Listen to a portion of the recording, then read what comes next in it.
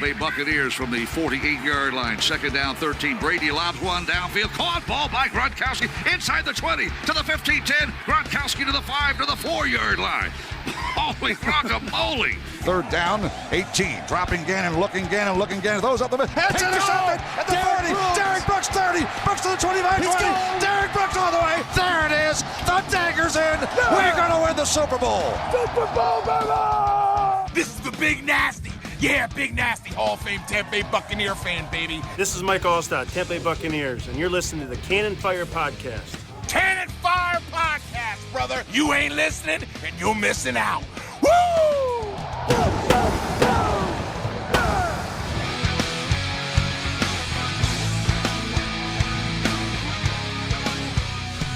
Welcome back, ladies and gentlemen, to a brand new edition of the Cannon Fire Podcast. Back at you today for episode 192, and brought to you by our good friends over at betonline.ag. Welcome back to the show.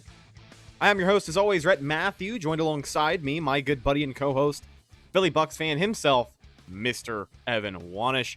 We are going to catch you guys up on all the latest out of Buccaneer training camp, but on top of that, for the first time this season, folks, it is game week. The Buccaneers have a game to play. This Saturday, they're going to be taking on the Cincinnati Bengals in the first preseason matchup. We got some details for you guys on that game that we'll talk about. Bruce Arians spoke about some expectations for the starters, who you're going to see out there, how long they're going to be out there, and much more. We'll get to that shortly. But Evan, how are you doing, my friend? I'm doing very good because of the reasons you said. It's finally not just for the Bucs, but for the entire league. Right. I think that the first set of games are Thursday. I think some teams play. It's like Thursday, Friday, Saturday, and then there might be a few on Sunday. But like coming up, baby, like there's going to be actual live football that isn't rerun. So it's very exciting. And I mean, after the first quarter, it's probably going to suck, which, that's how preseason goes. That's kind of getting back into the motion of things. But if you are a big fan of those, on the bubble position battles, you're going to get a great look at plenty of those this coming weekend. So get excited about that. But all the latest out of training camp, I want to talk about one thing. And I think it's one of the bigger storylines coming out of camp this week. Bruce was not happy yet again after yesterday's practice. A common theme this year that we haven't exactly observed before is Bruce Arians just absolutely ripping some of these practices to shreds, man. BA called yesterday's practice the worst offensive practice he has seen in 3 years, with the defense winning the day. Now, the other practice that Bruce ripped apart was the week before pads came on. I think it was a day or two. And the attitude that day is that the Bucs just weren't practicing to win, right? Guys were out there just going through the motions, practicing to practice. Now, he did say that they looked much better today as far as the offense goes, so I suppose it's all about finding continuity with the good days of offensive practice. And with training camp, you're going to have good days and bad days. Like, that's what camp is there for. It's there to learn and to get better so you don't make these crucial mistakes during the games. Like, the mistake you make during a game, the last thing you want it to be is fundamentals. The shit that you should have figured out back in June, back in July, when you were at training camp making all this stuff happen. So my question is, personally, I'm not an NFL head coach, so if I think a coach is overreacting, then it speaks for itself. But, is Bruce Arians just overreacting? Is he being overly critical of the offense on days like these for the sake of raising the standard? Like, we knew that since he got the job in 2019, he's going to come in and try and make this atmosphere, this culture better. And by holding a higher standard is definitely one way of doing it. But after winning a Super Bowl, you still have to keep the standard high. And some people might see it as overreacting. Some people think he's being overly critical. But at the end of the day, like, it seems like he's just trying to raise the standard of what's acceptable at practice, right? When you're a Super Bowl team, expectations go up a little bit higher. Yeah, I agree. I think it's one of the toughest things, I think, for a coach to do after a team wins a championship. I think one of the toughest things is just corralling that team back in and, sort of getting them back on track and focused again. It was hard to do it the first time, and it's so hard to win any championship in sports. 10 times harder to do it a second time in a row. Not even just a second time. 2 times in a row, that's very difficult. So I think part of it is kind of him just wanting to not let, especially on the offense, because the offense is this team's bread and butter. I know everybody says, oh, defense has a lot of talent. Look, the Bucs are one of the most talented, if not the most talented football team in the entire league. So yes, the offense and defense are both going to be stacked. But let's be real. The offense is what most people talk about. It's Tom Brady, it's Mike Evans, Chris Godwin, Antonio Brown, Rob Gronkowski. That's what most people talk about. So, and also that's what Bruce Arians is known for. Bruce Arians isn't a defensive guru. He's a guy that's always been on the offensive side of things. So he's going to expect more from his offense, I think. Now, when he said that, I sort of wanted to see if somebody can picture this when they're listening. Sort of like the gif of Jim in The Office when he's in the hospital room and he's drinking the coffee and he kind of like smirks at the camera and says like, oh, okay. Because that was not, based on everything I read and some of the clips I've seen, that was not the worst practice in the last 3 years. I guarantee you that there's been worse offensive practices. Maybe even this year, who knows? But I think Bruce was just a little maybe, and also, dude, those reporters are getting him right after coming off the field. Right. He hasn't watched the film yet. He's a little hot, maybe a little frustrated, and I think some of that is partly, to blame for him saying that. But I do think yet again, it's a tough thing on a head coach to try and keep his team humble and try and do it. There hasn't been a team to repeat back-to-back Super Bowls since Tom Brady's Patriots did it in 03 and 04. Or technically 04-05, but it's difficult. And he said the defense had an elite practice. I read some things that the defense was good, but it wasn't elite. And so, it's just, I think he wanted to light a fire under the offense. And he even said today was a much better day, but it couldn't get much worse. So he even gave him one last dig there for some reason. But I just think he knows he has the veterans on the offense and they're going to be able to handle that. Yeah, and I don't want people to think that we're trying to make something out of, Bruce Arians shooting from the hip in his post-practice press conference, because if there's one thing that we've learned about Bucko Bruce is that he doesn't give a damn. He's going to tell you what is on his mind, and he's going to be blunt and honest about it. And a lot of people like to take those and make stories and run with it. But I think the reason I'm asking this time around is that sometimes it can be seen as, maybe he's being a little too harsh. But again, that all goes back to the conversation we had about just raising the standard of this football team, what is acceptable and what simply isn't anymore. But I mean, Bruce even said before practice got going, he's going to kick these guys' ass. Like, he's going to go out there and they're going to get the most out of these reps because they didn't have them last year. So you better make damn sure you take it all in this year if you want to be the same team that, ends up hoisting the Lombardi at the end of February. Yeah, well, what does he always say? Coach him hard, hug him later. Yeah, that's his motto. So yeah, he's gonna coach you hard, but he's gonna love you. He's gonna have your back. So that's just the way he's coaching. Hey, clearly something's working. So I wouldn't really, if they come out and they start the season 1-4, then you got to question, okay, was Bruce Arians pushing these? Are these guys almost worn out by this point?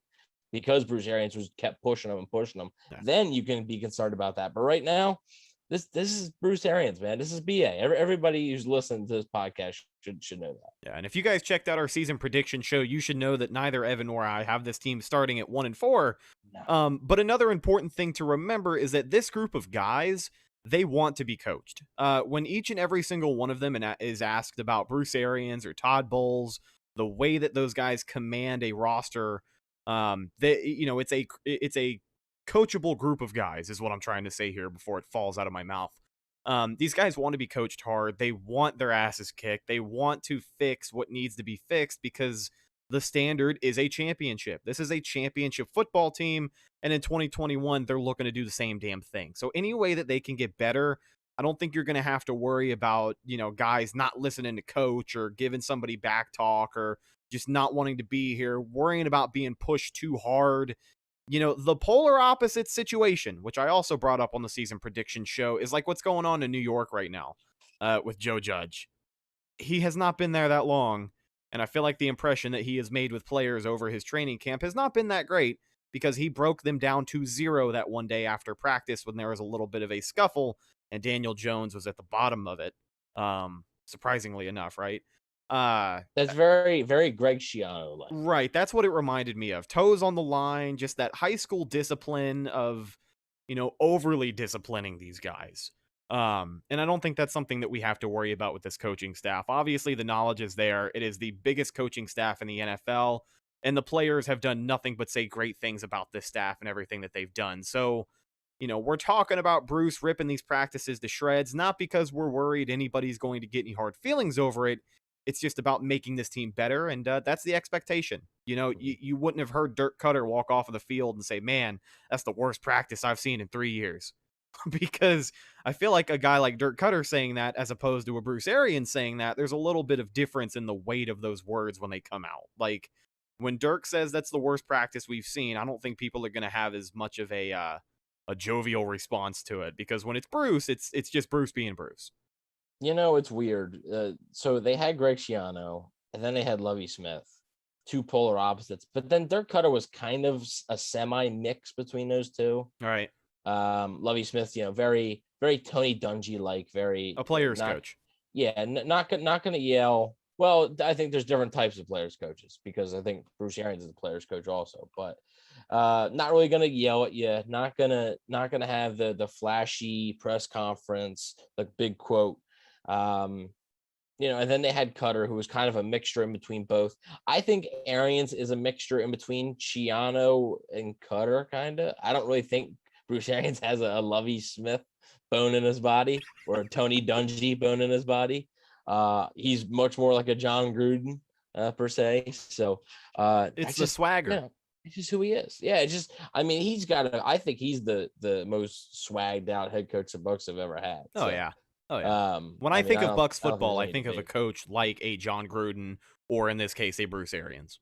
Yeah, Bruce Arians is already making the case to be, possibly the second best, maybe even first best, head coach in Buccaneers history. Right now, I'd still say probably John Gruden, just because he was here long enough, and they still won the division a bunch of times. So, like, Bruce Arians, I think might eventually pass him, and he could pass him this year, but we'll see. Now, we talk about Bruce Arians quotes, and he's not shy to rip a practice, but he's also not shy to rip a player. And we have a quote here on a player. When I read this tweet, my face, I was like, whoa. He's been picking on a lot of guys throughout camp. There's been a few but of them. this was the most open I've heard him. I was like, whoa. All right, let's hear it. So talking about Tanner Hudson and the preseason hero, Tanner Hudson, right? It's like Hudson Griffin, right? They all make that like that thing, all right? Like those jokes, because truly, and Tanner Hudson has a good preseason. It's like he legit has, and he's had a good camp so far catching the football. Yeah, it's the other thing that he has a real issue with. And when you're a wide receiver, all right, that's fine, right? But when you are a tight end, you need to do something called block, which apparently, according to Bruce Arians, Tanner Hudson has not done. And actually, Tanner Hudson has gotten worse.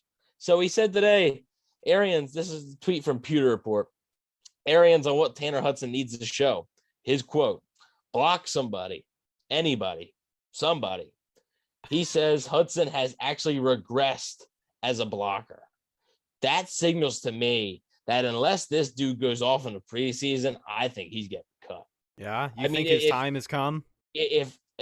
Or at least he's going to be on the practice squad. If you say he's regressed as a blocker, he already was not a good blocker, and the Bucs put up with it.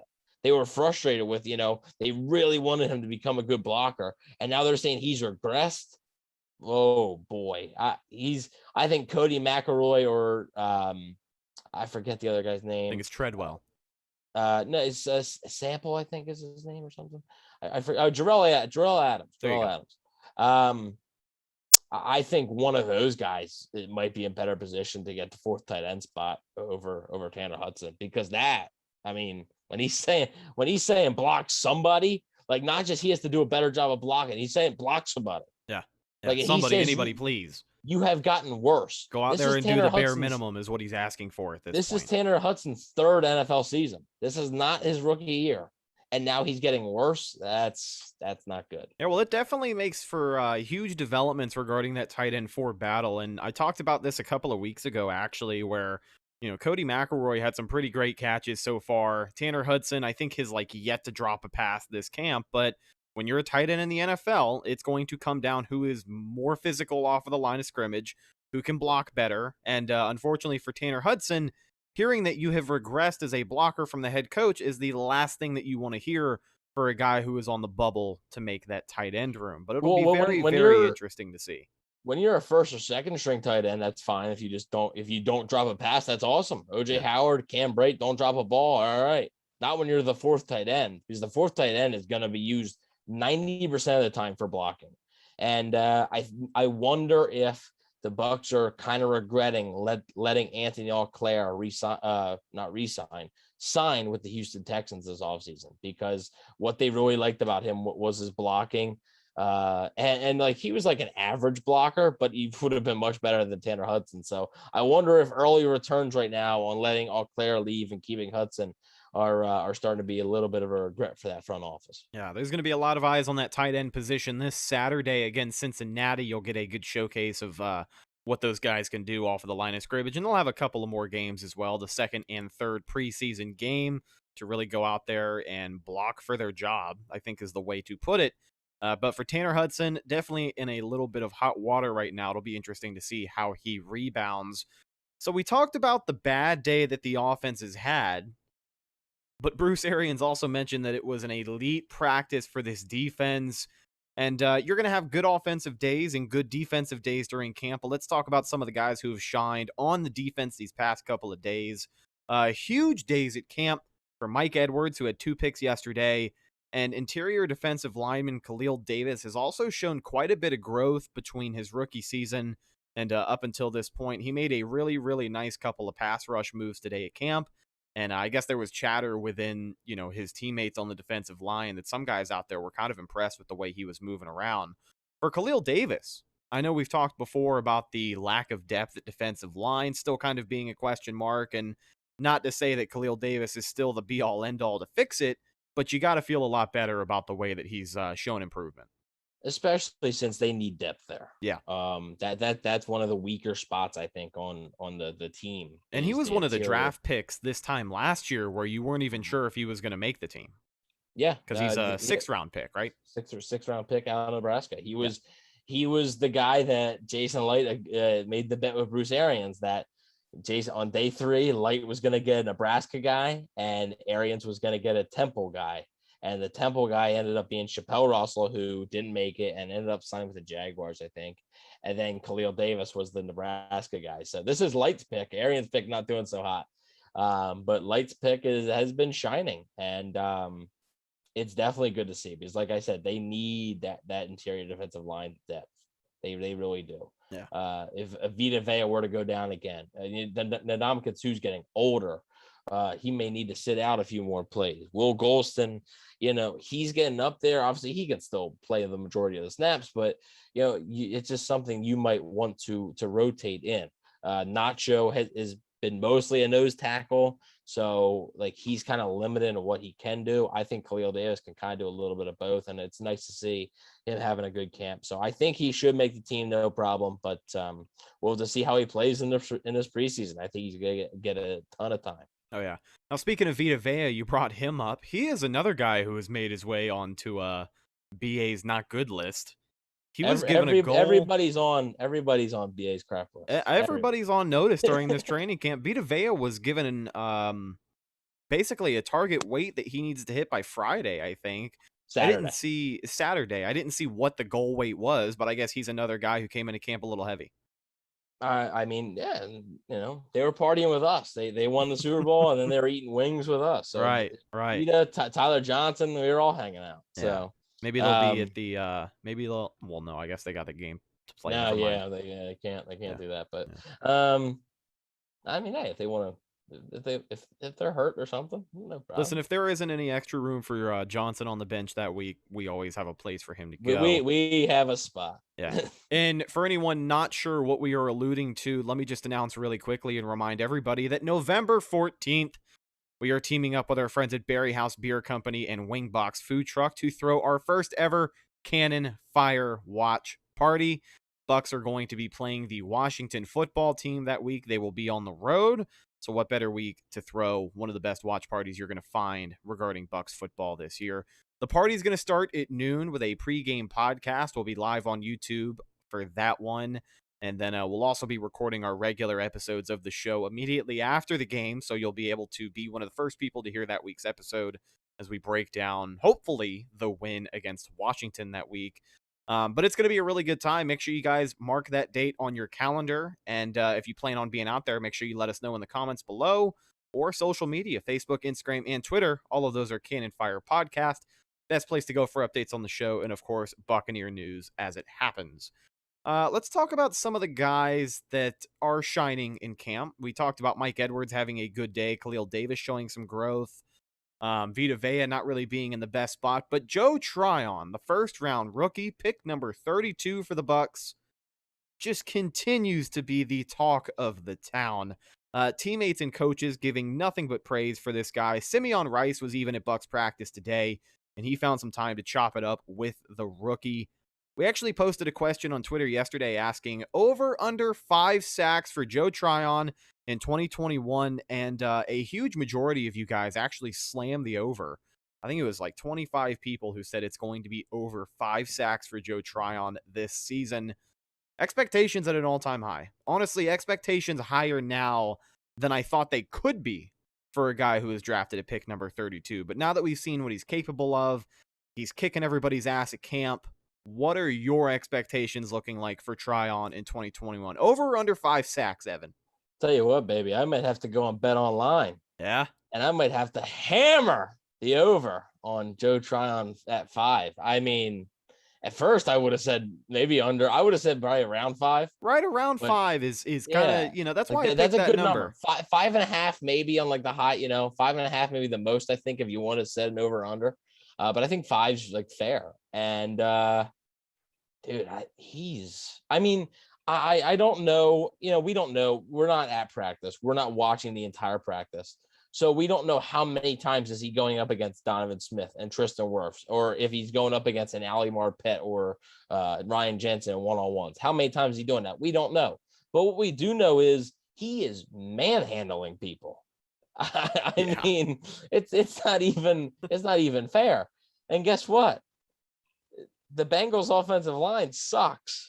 So I think we could see Joe Tryon have a huge night on Saturday. Yeah. I really do. So my expectation for him for the season, I predicted 5 sacks. I'm going to bump it up to 6. And I could go even higher. We'll see. But I don't think I'll go much higher than like 7 or 8, just because Jason Pierre-Paul and Shaq Barrett are still not going to come off the field a whole lot. Yeah, those guys are still going to go out there and eat. So, like everybody said, double-digit sacks. I don't think that. I think that's a little far-fetched. But Joe Tryon, man, I said it before the draft. I said it before the draft. Good football player. And like I said, I talked to him before the draft. He's a passionate guy. You could tell he was excited. I was wondering how he was going to respond putting on the pads for the first time in almost 2 years playing football. So far, excellent. Yeah, you got to have a great feeling about it, man. It'll be interesting to see how he's used. We have seen him get a little bit of pass coverage, but I mean, any guy on that defense, he's getting a pick this year. He is. Yeah. That's my bold prediction. He's getting a pick. I like it, man. Joe Tryon out of the backfield. He's definitely got steadier hands than JPP, who dropped back into coverage and had 2 picks in 2 weeks last year. JPP doesn't even have all of his fingers. Exactly. So. Well, that's kind of what I was alluding to. I was trying not to be rude and say it directly. You know what I mean? Well, but thanks for doing that for me. I'll be the douche for you. That's fine. Everybody else that's listening to this is probably like, yep, that makes sense. So a lot of great news for Joe Tryon. It'll be great to watch him on Saturday night against the Bengals. Hopefully he is, the fringe starter that kind of gets the most reps out there.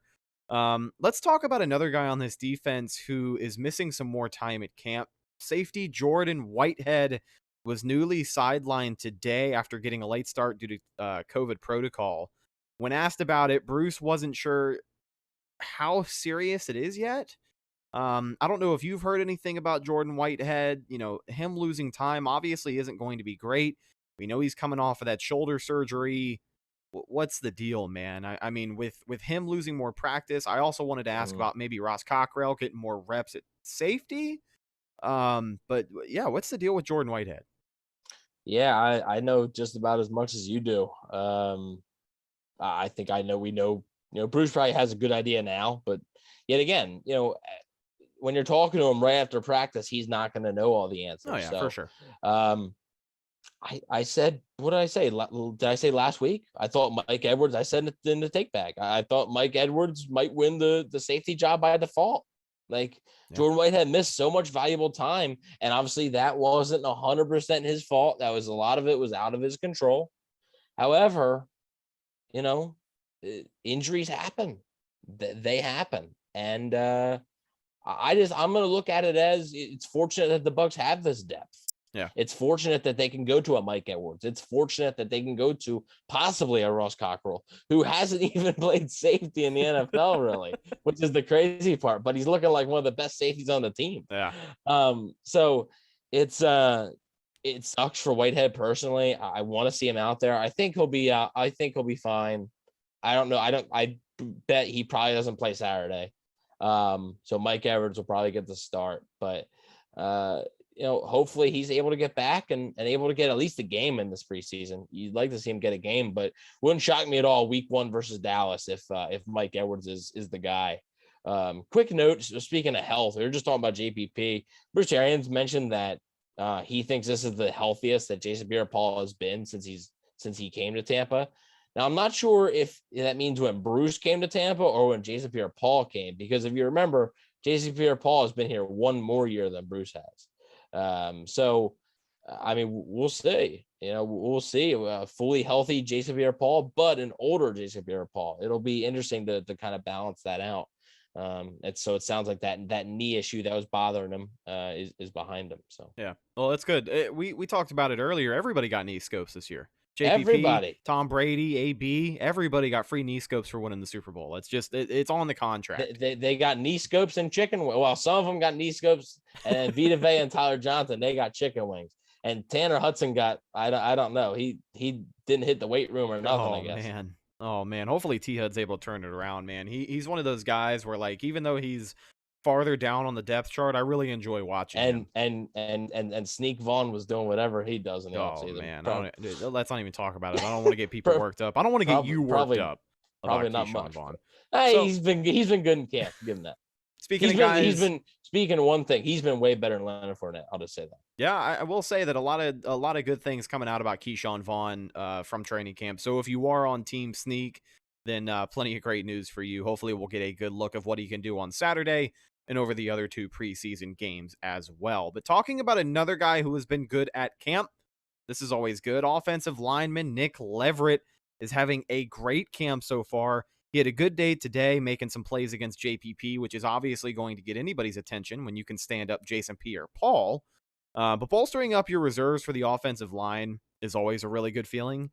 And with the things that we've heard about Nick Leverett so far, and then on top of that, rookie Robert Hainsey, who's been getting some valuable reps at center with the ones, you got to feel a little bit better about the depth at particularly offensive line now.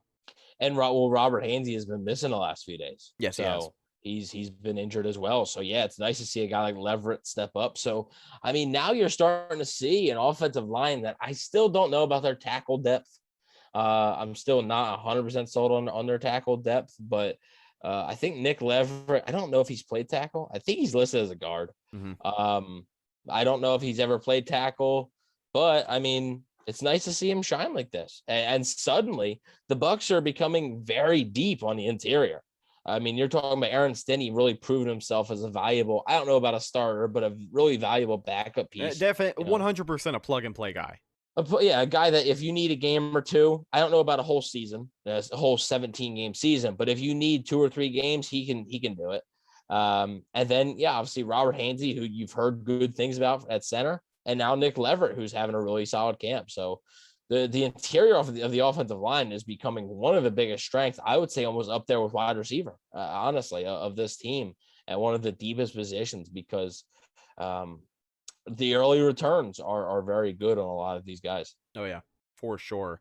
Another thing I wanted to talk about as well before we wrap things up with Evan's take bag, Bruce Arians came out and he addressed the amount of playing time that the starters are going to be seeing on Saturday's game. He said every single starter is going to play, probably a series or two. As far as Tom Brady goes, I think you get a series of Brady and that's it. You'll probably see some other guys out there for multiple drives, maybe 2, 3 tops, I'm thinking. Will you see Kyle Trask with the first team offense? Well, that is the burning. Will they send Brady out for one drive, and then the next drive with the entire first team offense, will it be Trask? Honestly, I think it's going to be. It should be, but I think it's going to be Gabbert. I think it's going to be Gabbert too, only because of his readiness in running the offense. I know we talked before, talking about training camp. Yeah, Kyle Trask cares? Not having that 100% comfortability running the offense. That's what preseason's for. But Yeah. give him one more week. Give him Okay. one more week. If you see starters in game 2 or 3, then it'll probably be Trask out Well, there. also, Bruce didn't sound too confident, like that the starters would play week 2, because he said about the joint practices, he said he'd have to see how they go. I would expect the starters to play. And I don't know. I didn't see a transcript of it, but I'm not sure if I heard him right. He either said the starters won't play in the third game or they're gonna play in the third game. And I'm not sure if I heard him correctly. So if anybody did hear that or see a transcript, let us know.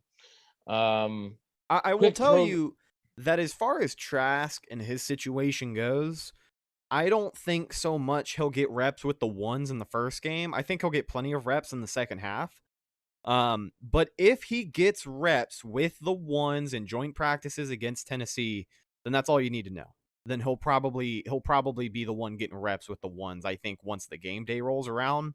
But if Gabbert's getting more reps with the ones that week, and that's what they're working on in 11 versus 11s, then I think Gabbert will continue to be the number 2 guy for these preseason games. But I would love to see a series of Kyle Trask running out there with the ones. I think that's exactly what he needs. You should see that. Yeah, honestly. you should see it more than anybody else. Yeah, you should see Kyle Trask the most out of all the quarterbacks. Like, that's the person you should be wanting to see the most and should be seeing the most this preseason. Yeah. But nonetheless, speaking of quarterbacks, a quick note here on the other side of things. I know we're going to be previewing, kind of previewing, basically looking at matchups for the Bengals game on Thursday. But Joe Burrow, first game preview of the season. Yes, Joe Burrow will not be playing in this game. He's still recovering from his, the ACL thing or Achilles, whatever it was. So he will not be playing in this game. The Bucs will not see Joe Burrow. I think most of the Bengals starters will be playing except for Joe Burrow. So you won't be seeing him. Yeah.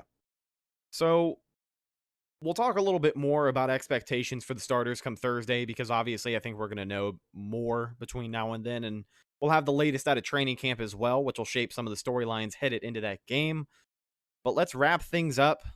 Ladies and gentlemen, our final segment on the show every single week is a new segment for this year, and quickly becoming one of my favorite segments because we have visual props, and that always goes a long way. Folks, it is time for Evan's Take Bag. Mr. Wanish, the floor is yours.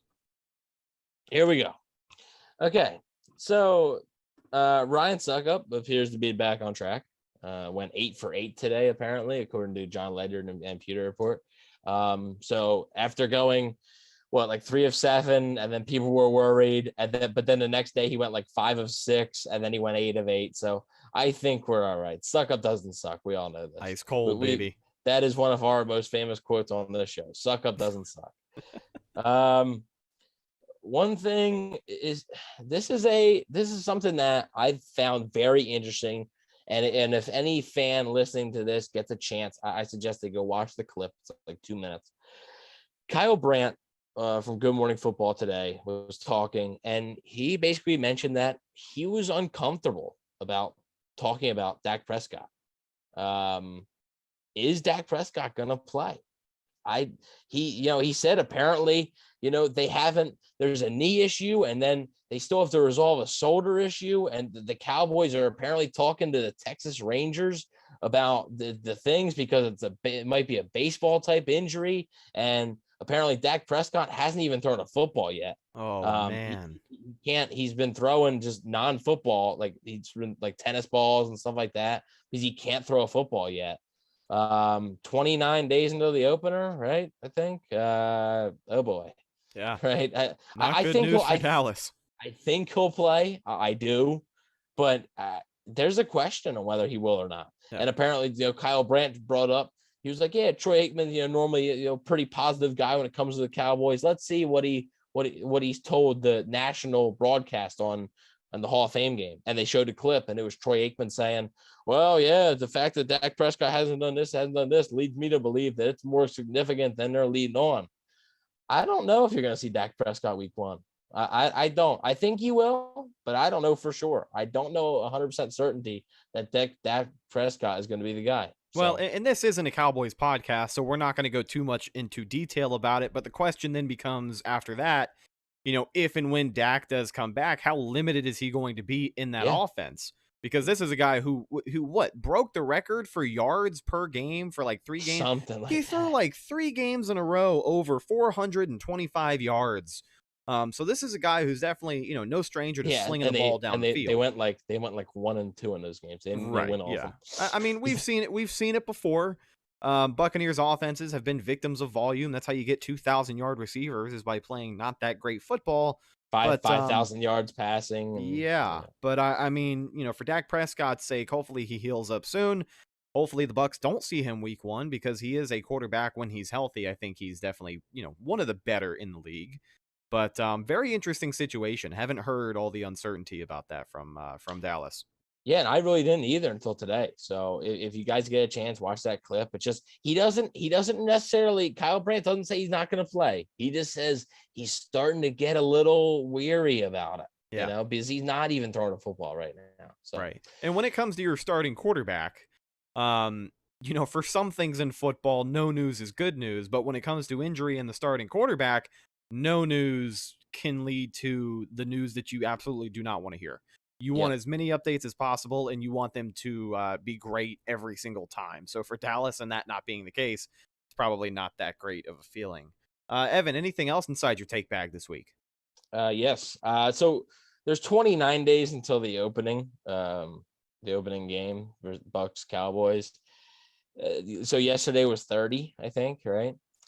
I saw another fan page post this. They're like 30 days until kickoff, and I saw the player they used. I completely forgot that Bradley McDougald existed.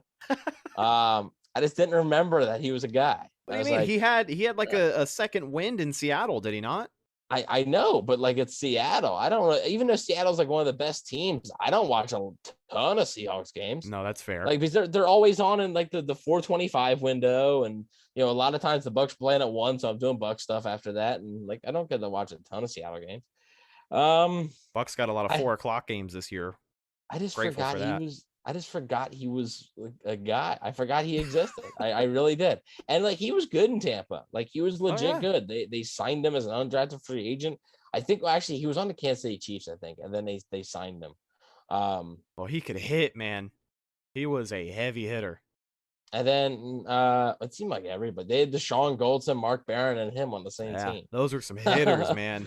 I saw I saw walking across the street the other day. I was driving down Hillsborough Avenue getting towards the interstate, and I saw one of those red 24 Bucs jerseys. And usually when I see, like, how you can tell the era of when a jersey was made? Like, how you can kind of tell it's like a 2012 jersey because it's got the big black collars on it? Yeah, it's a little bit more red. It's like a darker right, and it's got the little extra detail. So it was one of those, and I saw the guy walking across the street, and whenever I see that style of jersey, I'm like, oh, it's a Revis jersey. Because that's kind of what was selling the most. And then I saw him turn around, and it was a Mark Barron jersey, and I was just so pumped because it's one of those guys where, like, you don't remember he was on the team until you hear his name. But the fact that somebody else, some random guy on the side of the road, was wearing a Mark Barron jersey after all these years kind of made my heart happy just a little bit. Yeah, I got a Mark Barron jersey. Yeah, dude. Let me think. I'm trying to think of the most like that might be the most like random Bucs jersey that I own. Yeah, I have a Chris Sims jersey. that's good.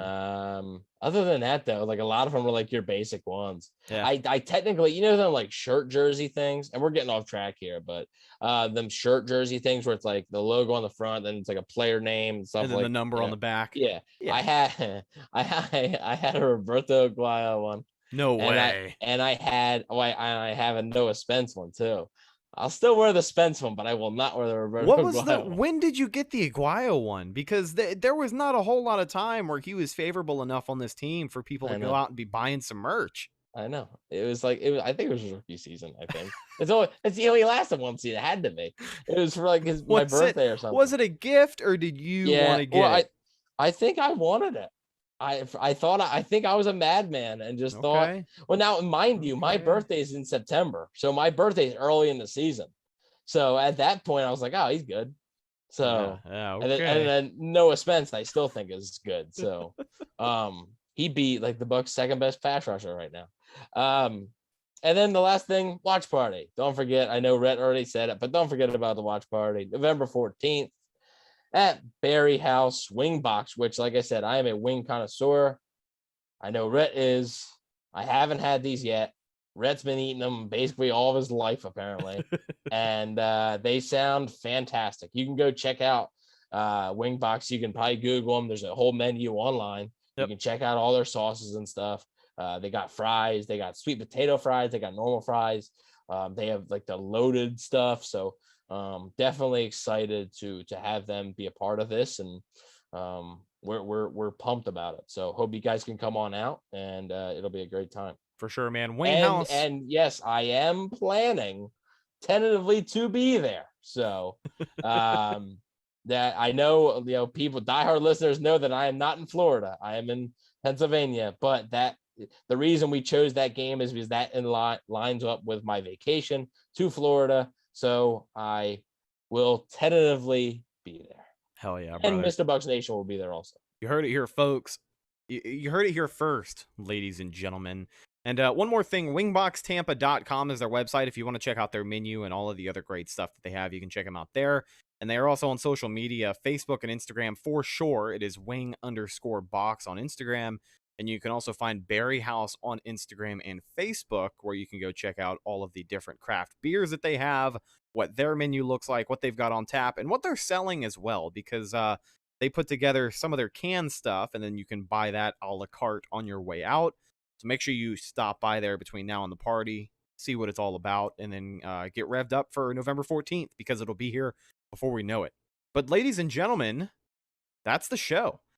Thank you so much for listening to this episode of the Cannon Fire Podcast, brought to you by our friends over at betonline.ag. You can follow the show on social media, Facebook, Instagram, and Twitter. All of those are Cannon Fire Podcast. Best place to go for updates on the show. And, of course, Buccaneer news as it happens. Speaking of Bucs news as it happens, you can follow my co-host Evan on Instagram at Bucs_daily, the #1 Buccaneers fan page on Instagram. You can also find him on Twitter at EvanNFL. Last but not least, you can find myself on Instagram and Twitter at Rhettakus, RHETTAKUS. If you follow me, I will follow you back. Thank you guys so much for checking out this episode of the show. If you are one of our YouTube people and you want to listen to the show next time, you can also find us anywhere you download a podcast, Google Podcasts, Spotify, all of that good stuff. We're going to have plenty of content between now and the start of the regular season. Like Evan said before, the next time we talk to you guys, it'll be Thursday, our first ever game preview on the season, taking a look at the Week 1 preseason matchup between the Tampa Bay Buccaneers and the Cincinnati Bengals. That'll wrap things up for us here today. I am your host, Rhett Matthew, signing off from my co-host, Evan Wanish. We'll talk to you guys Thursday with the game preview. Until then, we'll talk to you later. Go Bucs.